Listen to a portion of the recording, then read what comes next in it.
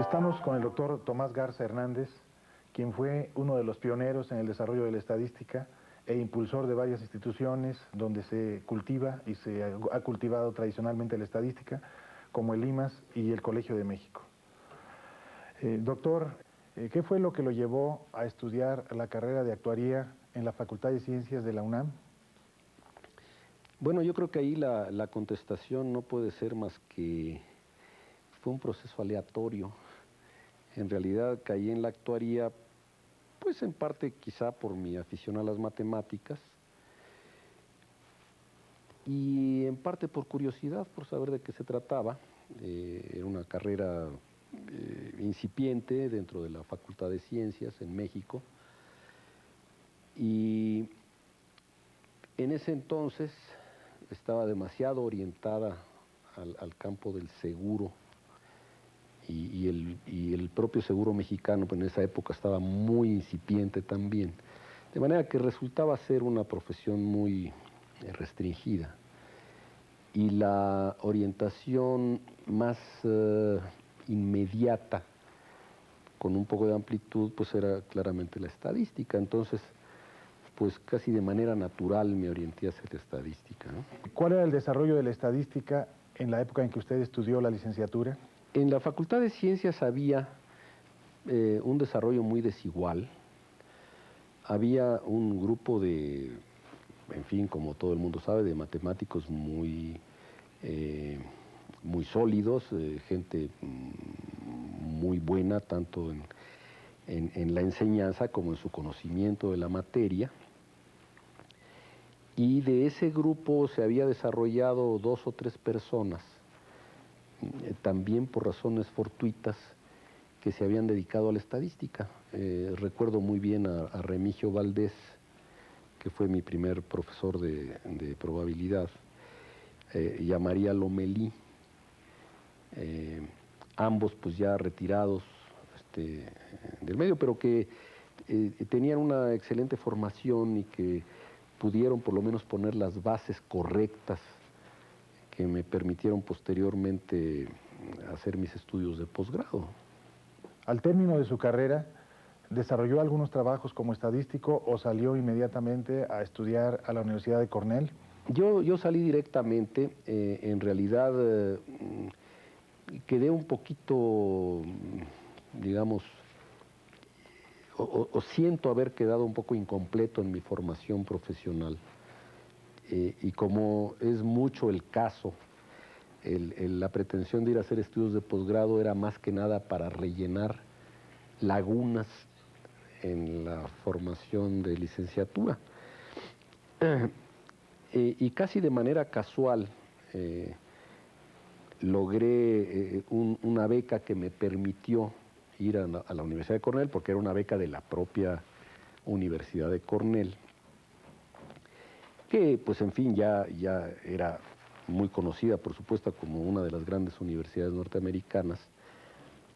Y en realidad, para mi sorpresa, cuando llegué a Cornell me encontré con que era una de las grandes universidades norteamericanas en estadística también. De manera que caí casi de manera fortuita en uno de los centros más activos y más estimulantes en estadística, ¿no?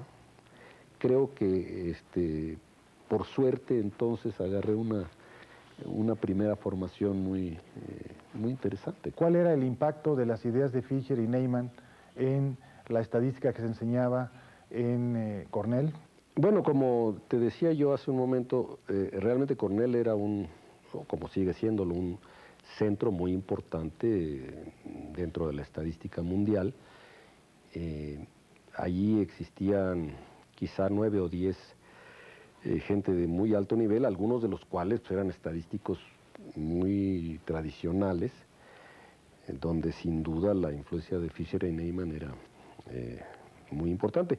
Lo que pasa es que había también en el departamento de matemáticas de Cornell algunos de los colaboradores muy cercanos de Abraham Wald, el profesor de la Universidad de Columbia, que había desarrollado en los años 40 y 50 lo que se conoció como teoría de la decisión teoría de la decisión estadística,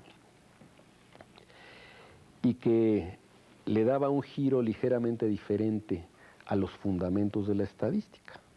Entonces, por ese lado también mucha de la orientación docente era hacia las ideas de Wald. Lo que sucede es que a la larga, pues la teoría de la decisión no dio lo que se esperaba y a mi entender no llegó mucho más allá de lo que había logrado la teoría de Fisher y Neyman. De manera que fue un bonito ejercicio matemático, pero sus resultados no fueron así espectaculares, ¿no? ¿Cuál fue el desarrollo de Abraham Wald dentro de la estadística y en qué medida se apoya o se compagina con las ideas de Fisher y de Neyman? Bueno, ¿cómo se inserta inicialmente? De ninguna manera. Es decir, la forma como Fisher y Neyman y toda esa escuela, Pearson y en fin, todos los demás, concebían la estadística, era una ciencia desarrollada para el experimentador. Es decir, tomando los problemas del experimentador, fundamentalmente en ciencias agrícolas y en ciencias biológicas, era tomar los problemas tal como los veía el investigador y montar sobre esos problemas concretos un marco muy ingenioso, con algunas ideas digamos que los estructuraban, esas ideas,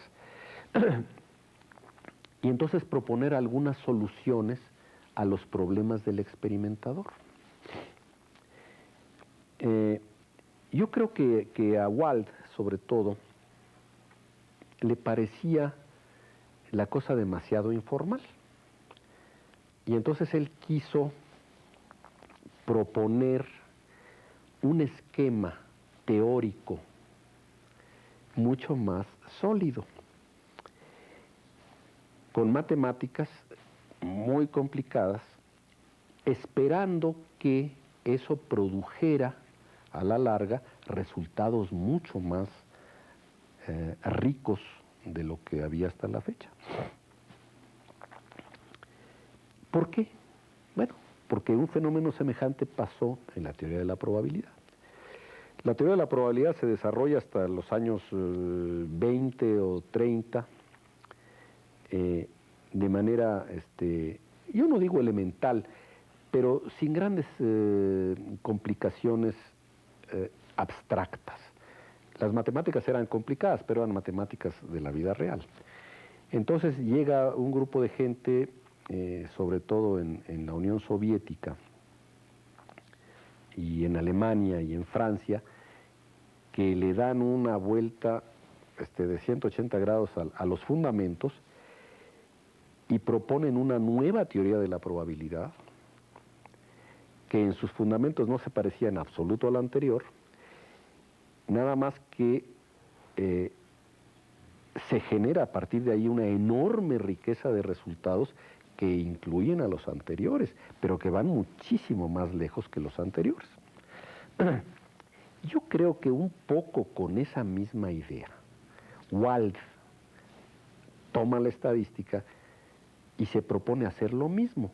Voy a darle la vuelta a los fundamentos, de manera que con una estructura matemática mucho más compleja,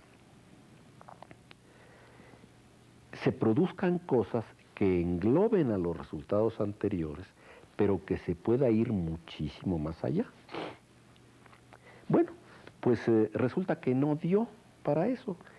Efectivamente, muchos de los resultados anteriores salían como conclusiones de la teoría de la decisión de Wald, pero pues no fue más allá tampoco. Finalmente, si uno hace una revisión bibliográfica, sobre todo en los libros, porque los libros son un poco ya la decantación del conocimiento, ¿no? Es decir, en los artículos científicos, en las revistas, va saliendo la novedad, pero luego pasa un periodo en el cual todo eso se va decantando, se va eliminando lo que es paja o lo que está mal definitivamente, y a la vuelta de 10 años o 15 años, la cosa llega al libro y el libro recoge lo que finalmente queda después de todo ese proceso de percolación o de filtrado. Y entonces en los libros de estadística ya contemporáneos, por ejemplo, pues no se encuentra uno nada de la teoría de la decisión. Entonces, ¿qué pasó? Pues yo creo que lo que pasó es que no sirvió, así de sencillo, ¿no? Y no es una actitud, no es una opinión peyorativa, porque a mí me costó bastante sudor y bastantes lágrimas entender la famosa teoría de la decisión. No era trivial, pero no dio. ¿Podríamos decir que ha sido retomada por la escuela de los bayesianos, que complementan esa teoría de decisiones? Bueno, podría decirse que algunas cosas sí, pero debo recordar algunas de las opiniones de mis profesores de la escuela de Wald respecto a los bayesianos, y se expresaban muy mal de ellos, de manera que si en algo coinciden es por suerte, ¿no? Porque realmente no se llevaban entre ellos, ¿no? Ahora, había otras cosas también que tomar en cuenta. La gente de la escuela de Cornell, sobre todo de la matemática, es decir, los que eran teoría de la decisión, no eran gente que tuviera simpatía por la escuela inglesa. De hecho, casi podría yo decir que consideraban los resultados de Fisher y de Neyman, si es que Neyman podemos llamarlo inglés, que en cierta forma sí lo era, los consideraban casi como fortuitos, es decir, como un poco el burro que tocó la flauta, ¿no? Es decir, salió esto pues por suerte, ¿no? Pero en realidad deberían haberlo hecho de esta otra manera. A la larga se demostró que no era así, ¿verdad? Que realmente la genialidad venía del lado de Fisher y de Neyman, porque lo que ellos hicieron todavía está ahí, con ese nombre. Y en cambio, Abraham Wald, pues es un nombre que desapareció, por lo menos de los libros de texto. Al regresar a México, ¿cuál era la apreciación del desarrollo de la estadística en el país? Bueno, pues la verdad es que no lo sé, porque la única institución oficial que había era la Dirección General de Estadística. Y en la Dirección General de Estadística no había realmente un conocimiento serio de lo que era la estadística académica. Es decir, era una oficina gubernamental que se dedicaba a coleccionar datos aquí y allá, a hacer censos, a realizar algunas encuestas que a mi juicio no reunían todas las condiciones de verosimilitud, ¿verdad?, que hubiera uno esperado. Estaba realmente, pues, en otras palabras, muy mal. Y yo creo que fue hacia la época de 1959 o 60, cuando empezó a darse en la propia Dirección de Estadística de la entonces Secretaría de Economía, pues los primeros pasos para hacer esto un organismo sólido y serio, pero estamos hablando ya de hace casi 40 años, ¿verdad? Es decir, para resumir, no había estadística en ese momento, ¿no? ¿Qué tipo de actividades desarrolló como estadístico al terminar su maestría en Cornell? Cuando yo regresé de Cornell, me uní a un grupo de consultoría de empresas que estaba formándose en México en ese momento bajo la dirección de José Nieto de Pascual, que fue pues uno de los más importantes pioneros en el área de la estadística en México. En realidad esta empresa no se dedicaba a la estadística, sino a algo un poco más amplio, más orientado a la computación, que apenas estaba empezando en México también. Esta compañía trajo una computadora, de manera que pues era la maravilla de trabajar ahí, ¿no? Pero yo tuve entonces en lo personal la gran suerte de estar muy cerca de Nieto de Pascual durante 3 años, ¿no? Y como quiera que sea, pues yo aprendí muchísimas cosas de él, ¿no? Y fue ya al final cuando, a instancias suyas y también con mi propia vocación, decidimos que lo mejor es que yo me volviera a ir al extranjero a estudiar un poco más de estadística, ¿no? ¿Por qué decidió ir a estudiar el doctorado en la London School of Economics? Pues porque tenía muchas ganas de conocer Inglaterra. En parte porque yo ya había tenido la experiencia de los Estados Unidos. Los estudios de posgrado en los Estados Unidos, creo que sigue siendo el caso ahora, tenían una orientación muy diferente de la europea. En los Estados Unidos, ciertamente, el nivel de trabajo y de amplitud de cobertura era muchísimo mayor. Es decir, la carga de trabajo para un estudiante era muchísimo mayor.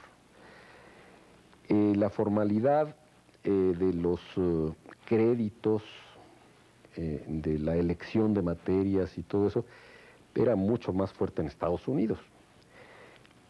Para lograr un grado en los Estados Unidos se requería cubrir no sé cuántos créditos, pero un número fijo de créditos.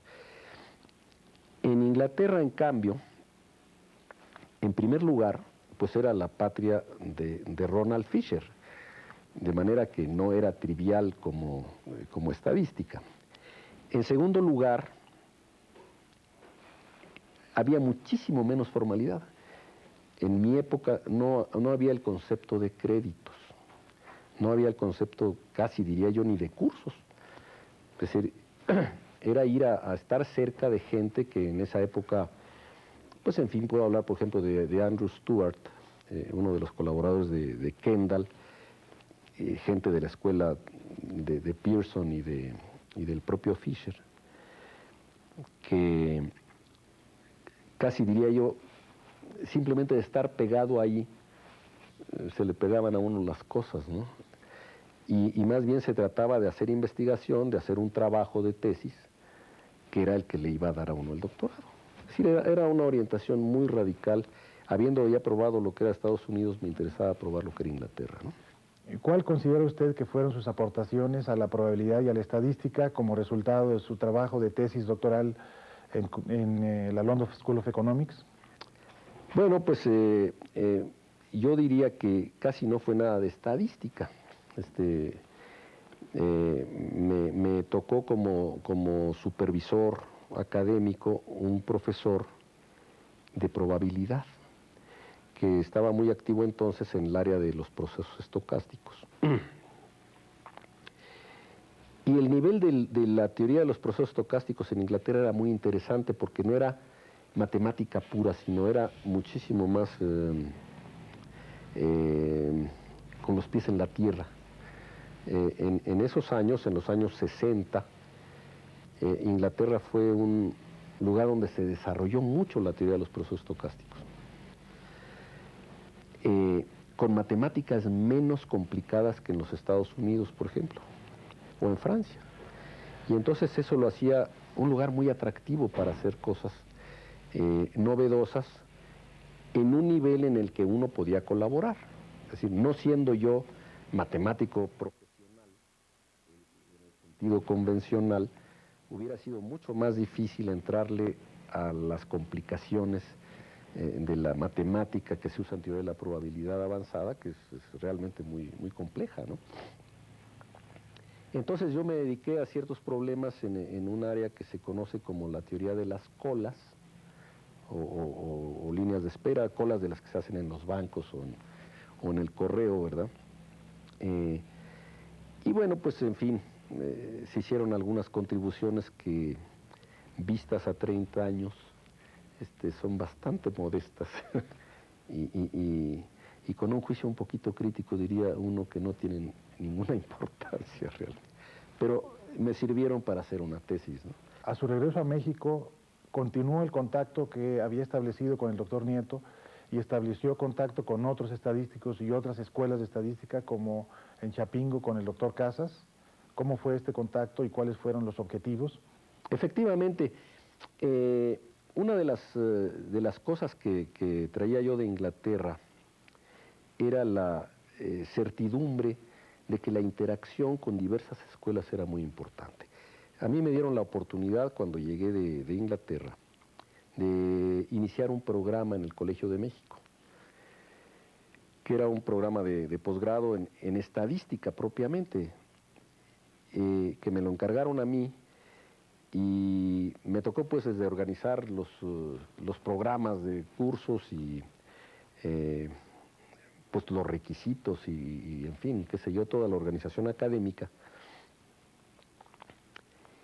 Y entré inmediatamente o casi inmediatamente en contacto con mis colegas de Chapingo, con Eduardo Casas y un poquito después con Alfonso Carrillo, que también acababa de llegar.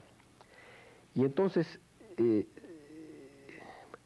logramos hacer una cosa muy interesante que le llamamos el Seminario Conjunto de Estadística, que se reunía, ya no me acuerdo con qué frecuencia, pero era tal vez una vez al mes. Nos reuníamos normalmente en el Colegio de México y venían los profesores de Chapingo con sus estudiantes, a lo mejor eran, no sé, 12 o 15 muchachos, y nosotros en el colegio poníamos también otros tantos, de manera que organizábamos una reunión mensual donde algún expositor pues nos hablaba durante una hora de lo que estaba haciendo y, en fin, un poquito al estilo de la academia inglesa o norteamericana, finalmente, ¿no? Creo que eso fue muy importante, ¿no? Porque nos sirvió a todos para darnos cuenta de dónde estábamos, ¿no? Es decir, pudimos ubicarnos muy bien con respecto a Chapingo, por ejemplo, que era una institución muy sólida y con mucho prestigio, pero entonces nosotros ya sabíamos dónde estábamos con respecto a Chapingo, es decir, cuáles eran nuestras fortalezas o nuestras debilidades, y lo mismo ellos, ¿verdad? Entonces, creo que en ese sentido fue enormemente útil. Posteriormente, y por razones muy diversas, muy singulares, tuve la oportunidad de invitar a colaborar en mi programa del Colegio de México, nada menos que a Basilio Rojas y a José Nieto de Pascual, quienes de manera totalmente independiente y por razones muy diferentes, se vieron en la necesidad de buscar una especie de refugio académico fuera de sus lugares de origen. Y entonces yo tuve la gran fortuna de tener como colaboradores inmediatos a Rojas y a Nieto, con lo cual se consolidó ahí pues indiscutiblemente el grupo más fuerte que hubo en México durante muchos años, ¿verdad? Si lo considero como una cosa muy, pues fortuita, pero muy importante, ¿no? Y eso consolidó mucho el programa de estadística que teníamos en el colegio. ¿Cuáles fueron los propósitos de la maestría en estadística que se desarrolló en el Colegio de México? ¿Y qué diferencias básicas tiene esta maestría del Colegio de México, o tuvo esta maestría del Colegio de México, con la de Chapingo y con la de Limas? Yo creo que la de Limas fue una maestría un poco resultado histórico de lo que se aprendió en el colegio. La escuela de Chapingo tenía muchos, no diré que muchos años, tenía unos cuantos años más que nosotros, pero tenía además un antecedente común. Eran ingenieros agrónomos con problemas similares todos ellos, con experiencias y formaciones similares. Casi todos ellos habían hecho sus cursos de posgrado, si no en la misma universidad, por lo menos en un grupo de universidades donde estaba pues Iowa y North Carolina, es decir, era una orientación muy clara. La del colegio no tenía esas características porque originalmente era yo nada más. Entonces fue tratar de armar un programa que cubriera las necesidades básicas del estadístico, sin darle una orientación ni a las ciencias sociales, ni a las ciencias biológicas, porque yo no era de ninguna de las dos. Y como tampoco era un matemático en el sentido convencional, pues en fin, salió una cosa, yo creo que más general, no estaba centrada hacia lo que hace el estadístico de Chapingo ni al sociólogo, ¿no? Era un poquito más general. No era pretenciosa matemáticamente, creo que una gran ventaja. Y con esa misma idea se hizo la de Limas. No es, bueno, no era, no sé ahora, no era pretenciosa matemáticamente, y daba unas bases generales, ¿verdad? Al estudiante. Como funcionario universitario participó en la creación del CIMAS y posteriormente del IMAS. ¿Qué tipo de estadística se impulsó en esas instituciones? Lo que hicimos fue lo siguiente. Es decir, nos dimos cuenta de que en la universidad no había un programa de estadística propiamente, de enseñanza. Entonces, aprovechando una estructura muy rara que iniciaba entonces, que era el Colegio de Ciencias y Humanidades, montamos un programa de maestría en estadística.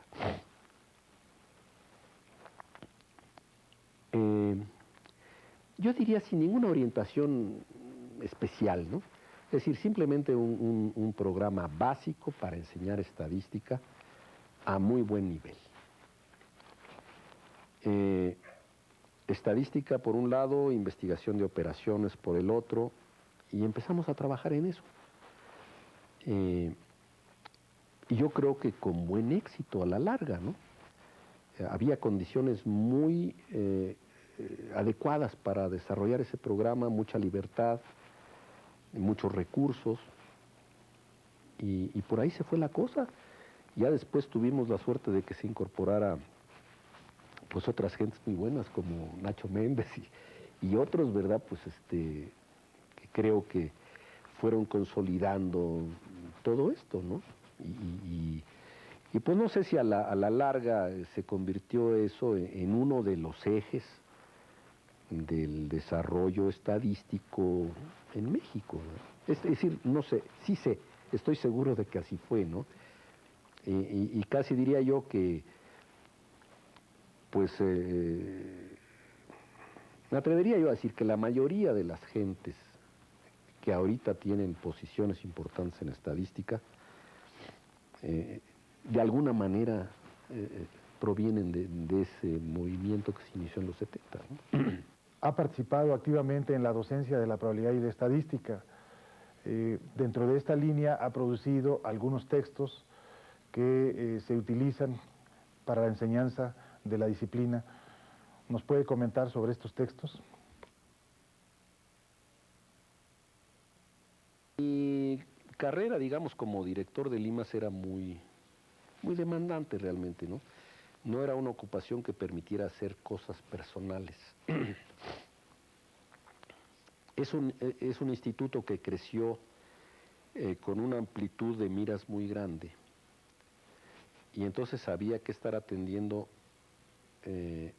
problemas de muy diversa índole que requerían mucho tiempo, que no dejaban mucho tiempo para que uno hiciera su propia investigación. A veces veo yo otros institutos que mucho más definidos en su actividad, donde el director no tiene mucho que hacer porque todos hacen lo mismo que él, entonces él es uno más de los investigadores. En el IMAS no era así. En el IMAS había que estar pastoreando, por así decirlo, a la gente y resolviendo problemas de muy diversa índole, de manera que al final del día de repente se da uno cuenta que ya se había acabado el día y ya no había tiempo para hacer lo que uno hubiera querido hacer. De manera que no fue sino hasta cuando yo salí del IMAS que me empecé a ocupar de escribir libros y eso, ¿no? Y entonces escribí primero un libro más o menos convencional sobre cálculo de probabilidades. y no más o menos, sino bastante convencional, creo. Pero correcto, puedo decir. Y mucho tiempo después escribí otro libro sobre estadística, que creo que sí fue ya una contribución más interesante en cuanto a que se aplicó la computadora al estudio de la estadística. Es decir, traté de utilizar la computadora para caminar sobre la estadística y entender muchas cosas que yo creo que eran interesantes, que no estaban muy bien exploradas, y de ahí salieron una serie de ideas que puse en un libro y pues salió por ahí, ¿no? Finalmente, ¿cómo ve el desarrollo de la estadística en nuestro país en estos momentos? Pues lo veo desde mi casa porque yo ya estoy fuera de la cosa. Creo que sin duda, la situación ahora es radicalmente diferente de lo que era hace 40 años. Yo creo que, por ejemplo, el INEGI es una institución que, con todo y algunas críticas que se le puedan hacer, es una institución de absolutamente primer nivel. De primer nivel mundial. Y creo que, pues en eso, sin duda hay que reconocer que la labor de Carlos Jarque ha sido sensacional. Porque yo conocí lo que era la Dirección de Estadística hace 40 años, ¿no? Y el INEGI, pues es otra cosa, pero casi diría yo ejemplar. Creo que, por otra parte, además de la participación o del papel que ha jugado Jarque en eso, no cabe duda que ha sido también la influencia de lo que hicimos en otras áreas, otras personas, ¿no? Creo que la maestría de Limas y lo que se formó alrededor de eso ha sido importante para lo que hizo Jarque después, porque sobre todo en el área de estadística concretamente, pues muchos de los que han estado ahí pues vienen de Limas, ¿verdad? Sin duda, ¿no? De manera que ese esfuerzo ha sido resultado de una imbricación de intereses y de recursos, y de manera que yo creo que tiene un porvenir fantástico, ¿no? Muchas gracias, doctor Garza. Ha sido un placer conversar con usted. No, al contrario.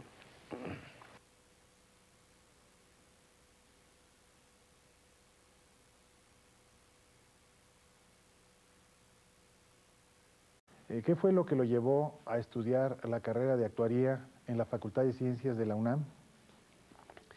Bueno, yo creo que ahí la contestación no puede ser más que fue un proceso aleatorio. En realidad caí en la actuaría, pues en parte quizá por mi afición a las matemáticas y en parte por curiosidad, por saber de qué se trataba.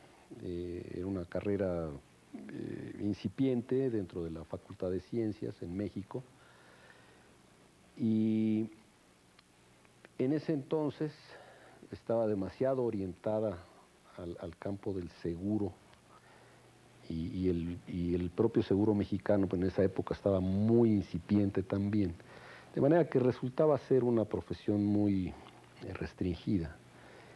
Y la orientación más inmediata, con un poco de amplitud, pues era claramente la estadística. Entonces, pues casi de manera natural me orienté hacia la estadística, ¿no? ¿Cuál era el desarrollo de la estadística en la época en que usted estudió la licenciatura? En la Facultad de Ciencias había un desarrollo muy desigual. Había un grupo en fin, era más que nada para rellenar lagunas en la formación de licenciatura. Y casi de manera casual logré una beca que me permitió ir a la Universidad de Cornell, porque era una beca de la propia Universidad de Cornell, que pues en fin ya era muy conocida, por supuesto, como una de las grandes universidades norteamericanas. Y en realidad, para mi sorpresa, cuando llegué a Cornell me encontré con que era una de las grandes universidades norteamericanas en estadística también. De manera que caí casi de manera fortuita en uno de los centros más activos y más estimulantes en estadística, ¿no? Creo que por suerte entonces agarré una primera formación muy interesante. ¿Cuál era el impacto de las ideas de Fisher y Neyman en la estadística que se enseñaba en Cornell? Bueno, como te decía yo hace un momento, realmente Cornell era o como sigue siéndolo, un centro muy importante dentro de la estadística mundial. Allí existían